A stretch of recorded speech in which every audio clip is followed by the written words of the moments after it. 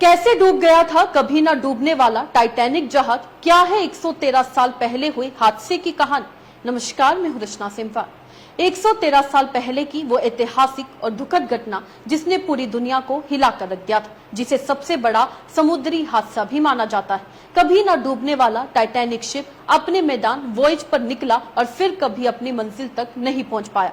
15 अप्रैल 1912 ये वो काली रात थी जब टाइटैनिक, जो कि दुनिया का सबसे बड़ा और शानदार पैसेंजर शिप था, नॉर्थ अटलांटिक ओशन की बर्फीली लहरों में एक आइसबर्ग से टकरा गया। अपने तमाम मॉडर्न सेफ्टी फीचर्स के बावजूद, इंक्लूडिंग वाटर टाइट कंपार्टमेंट्स, जहाज को इतना नुकसान पहुंचा कि वो सिर्फ कुछ घंटों में ही डूब गए। दरअसल टाइटैनिक ने अपनी पहली यात्रा 10 अप्रैल 1912 को साउथहैम्पटन से न्यूयॉर्क के लिए शुरू की थी। 14 अप्रैल 1912 की रात को टाइटैनिक एक आइसबर्ग से टकरा गया था। इसकी वजह से जहाज में बड़ी दरारें आ गई और पानी अंदर भरने लगा था, जिसके बाद लगभग 2 घंटे और 40 मिनट बाद 15 अप्रैल 1912 की सुबह 2:20 तक टाइटैनिक पूरी तरह से डूब गया। ब्रिटेन के साउथहैम्पटन से न्यूयॉर्क के लिए रवाना हुए टाइटैनिक को इंजीनियरिंग का एक अद्भुत नमूना माना जाता था। अपनी भव्यता और विशालता के कारण इसे कभी न डूबने वाला तक कहा गया था। जहाज पर दुनिया के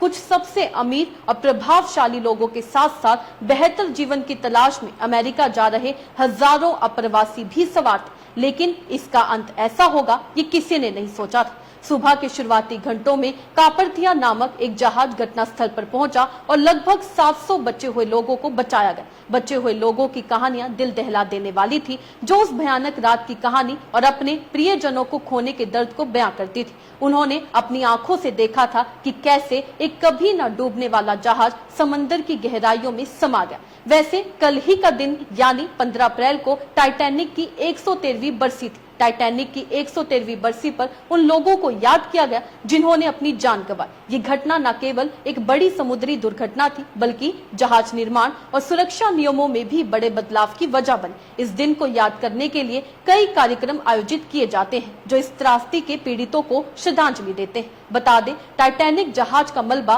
साल 1985 में समुद्र तल से 2600 फीट नीचे अटलांटिक सागर में मिला था। इस काम को अमेरिका और फ्रांस ने किया था, जिसमें यूएस नेवी ने अहम भूमिका निभाई थी। आज भी इस जहाज का काफी मलबा समुद्र की गहराइयों में है। अमेरिकी कंपनी ओशन ने हाल ही में टाइटैनिक टूरिज्म भी शुरू किया था। इसे देखने गई पनडुब्बी डूबने से 5 लोगों की मौत भी हो गई थी। टाइटैनिक की कहानी आज भी लोगों को अपनी तरफ खींचती है। इस पर कई फिल्में बनी हैं, किताबें लिखी गई हैं और म्यूजियम्स में इसके आर्टिफैक्ट्स देखे जा सकते हैं। ये ट्रेजेडी हमें याद दिलाती है कि प्रकृति के आगे इंसान कितना कमजोर है और जिंदगी कितनी नाजुक हो जाती है।